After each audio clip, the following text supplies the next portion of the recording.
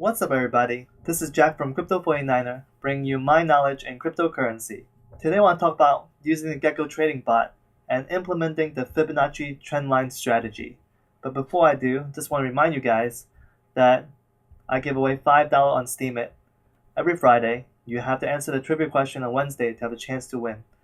Alright, before I talk about today's topic, yesterday I showed you guys my step gain strategy, which made 41% gains. I'm not sure it was exactly this number, we'll probably a different time frame. But point being, it only made gains, as you can see here. Always profits, never loses, never makes a losing trade, right? But as you can see right now, this testing time period was during the bull market of April. But what happens if we were testing it during the bear market of March? As you can see here, Ethereum on the daily chart from March 1st to April 1st, even the first and second day of April, it was falling pretty hard from $800 down to less than $300 in 1 month. So what would happen if I use that strategy, my step gain strategy, and backtest it for the month of March? Let's see what happens. So it loses 55%, as you can see here. It said lost 55%, but it didn't really lose 55%. Here's why Gekko said it lost 55%. So this is what it did. If you see the round trips, it made one round trip and made $10, $9.56, roughly 1%, on one trade, one round trip. So one buy and one exit. And then what happened after that? Well, it bought in again, but it never sold. It never sold it for me. So it made total of 3 trades. So then one buy, one sell, making 1%, and then it bought again. And then it got stuck because it realized, hey, I'm not going to be able to make profit anymore on any of these trades. I'm just going to hold on to it and hold on to it and hodl and hodl and hodl and never ever sell. And that's basically what happened. So I ended up losing 55% because it didn't really lose 55% for me. It just held it and the market value itself lost 55%. So it didn't hurt so much because if I held it and let it hold, and then by April, it will eventually go back up. We haven't hit the price yet as of this recording. We haven't hit back $850. We're getting up there. So hopefully, by the end of May, this strategy would pay off because it would end up being almost like a 2-month hold. But hey, at least it never sold it. But let's go back to today's topic, which is Fibonacci Trend Lines. What is this strategy about? What is the Fibonacci Trend Line strategy? For people that are new to my channel, I follow this guy, Philakone. He's a technical analysis expert, I would say. He has been day trading on Bitfinex a lot, and he shows live trade where he makes a pretty good amount of money every single time. He does it over and over and over again. And watching through his tutorials, I have learned that he started off using the Fibonacci Trend Line strategy before he moved on to Elliott Waves, which is his current favorite strategy. But before that, he used something called the Fibonacci Trend Lines. And the trend lines are basically like this. So the Fibonacci trend lines are basic EMA trend lines. The only difference is the trend lines are based on Fibonacci numbers. So this blue one here is based on the 8th day, the purple one's the 13th day, the orange one's the 21 day, and the yellow one's the 55 day. He skips the 34 day for whatever reason, I don't know. He just doesn't believe that we need that many lines. So he has those 3 lines and the yellow one. So the idea is this. When the 8, the 13, and 21 is above the 55, that means they're being supported by the 55, and these 3 lines are fanning out, that's a signal to buy. And then as you can see right here though, when the 8, the 13, and 21 starting to cross below the 55 yellow line, that's the sell signal. It's a very simple strategy to understand. So as you can see, this was the sell signal. This is the buy signal right around here. It's coming up actually. For the daily chart, it's definitely coming up. So you wouldn't be buying into it just yet. You'll be buying it probably when it goes to like 750 probably, I would guess. That's when you have the 8, the 13, and 21 be above the yellow line. So and then that's when you're probably looking for like, I would guess, when Ethereum will go up to $1,000. So you're making like nice 25% gain from this particular strategy. So what I basically did is just created that particular strategy in Gekko and try to have the Gekko trading bot follow this strategy and trade for me. So I simplified some of the aspects of it, again, because these trend lines are created for us humans to visually see and understand how it works. For a computer, you really don't need as many of these trend lines. So first of all, I got rid of the 13-day EMA because I have never seen a situation where the 8-day and the 21-day is going in an opposite direction of the 13-day. So you can see they almost always go the same direction. So you might see the 8-day because it's reacting to the market quicker. So the 8-day might go one direction while the 21-day goes another direction. Right here's a good example. You can see that the 8-day it's already curling upwards, but the 21-day hasn't yet. The 21-day is still kind of waiting to curl upwards, but the 8-day has been curling upward already because it's reacting faster. But there has never been a situation where the 18-day and 21-day go in one direction and then the 13-day goes the other direction. So that's why I removed the 13-day first of all. The second thing I did was the strategy uses a golden cross of the Fibonacci trend lines, 8 EMA and the 21-day EMA crossing over the 55-day EMA as a buy signal. It will sell if the 21 crosses below the 55-day EMA.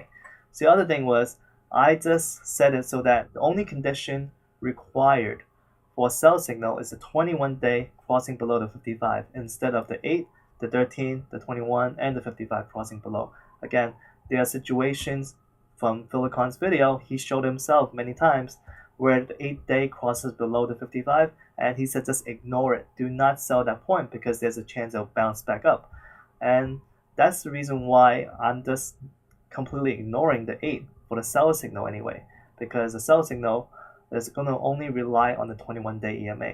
At this point, I'm relatively okay with creating these strategies, but still I'm a little bit on the lazy side, a little bit on not fully understanding either some of the indicators. So what I did was I used this particular strategy, the EMA crossover, which uses the EMA indicators. So I figure if this uses the EMA indicators, I can just basically hack this EMA crossover strategy to become the Fibonacci trend line strategy. And that's basically what I did. I just basically went in here and see what I needed. It has a short EMA and long EMA.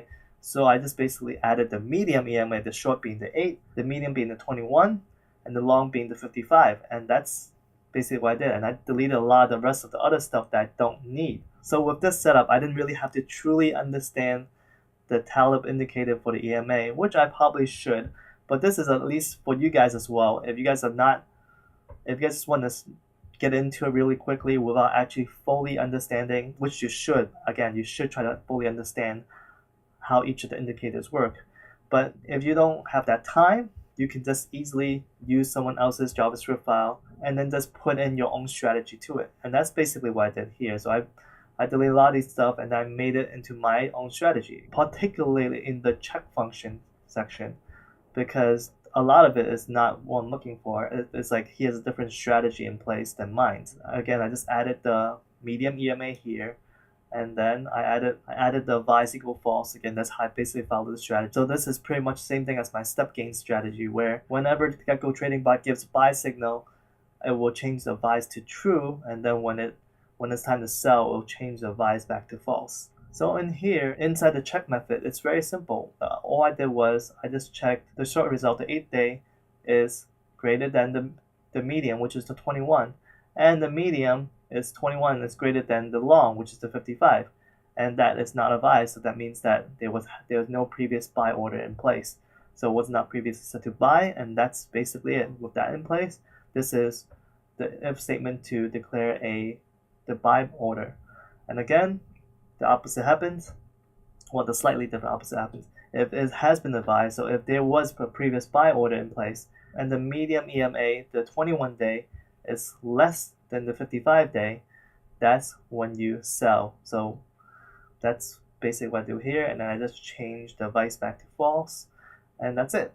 So it's a very simple strategy. Oh, and there's one other thing I want to show you guys before I go into showing you how well this strategy works, is that there's something called a TOML file. So in this case, it's a Fibonacci.toml file.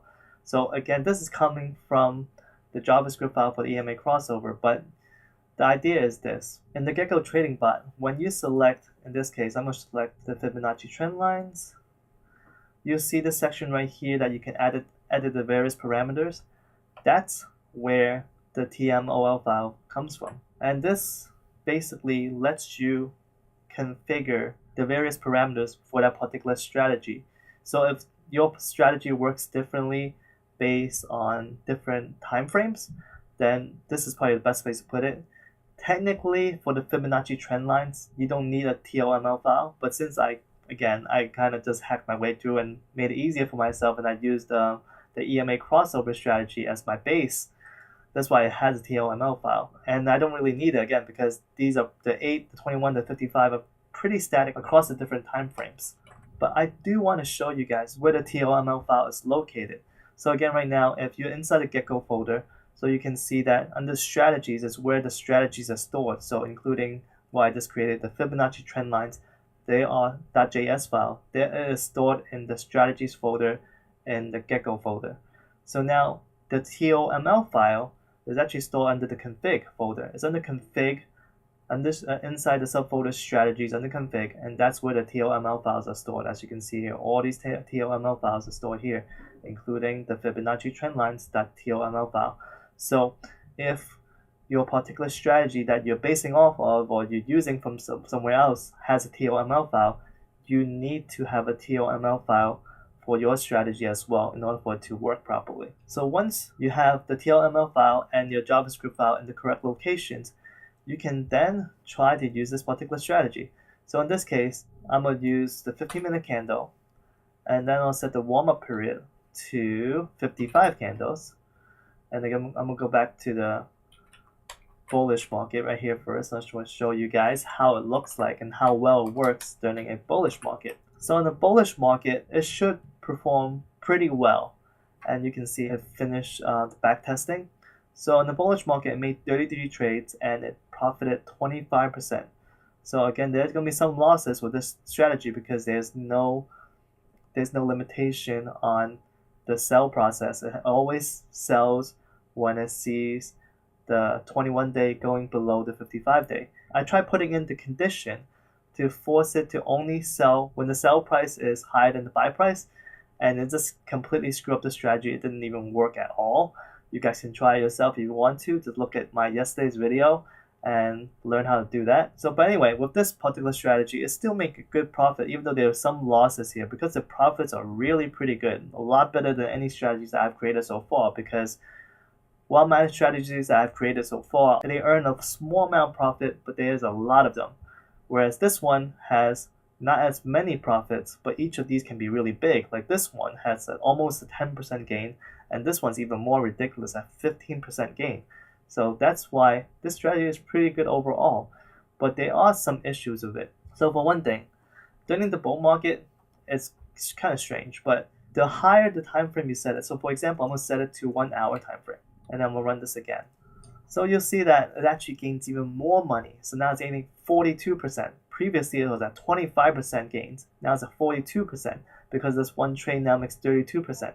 But essentially the idea is if you look at the chart, you can very easily tell you bought it here and you just kept it or sold it around here, you would have made a lot more. So basically the idea is just hodl during the bull market and you would be making more than even this trade can give you. Unfortunately, the simple answer is that. It's just if you hodl, you make more money. So now the problem with this strategy is if we go and use this strategy in the bear market, it's going to look pretty bad.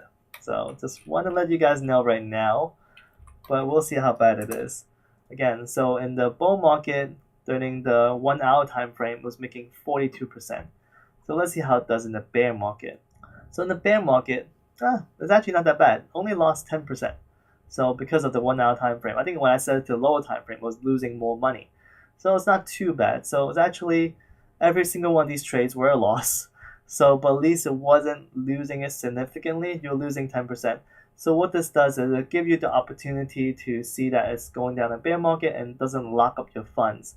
So that's the good part about the strategy is you do lose 10%, but you don't end up hodling like I did with my step gain strategy for probably 2 months at this point. If I was in the market during the bear market with the strategy on, I would have been hodling and hodling. So this strategy let you exit out earlier and realize, hey, you can lose money.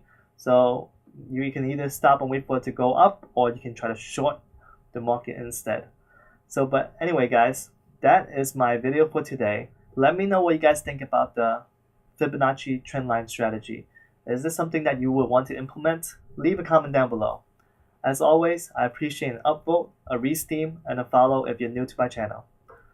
If it isn't crypto, it isn't worth mining, it isn't worth speculating. I'll see you guys tomorrow. Peace out.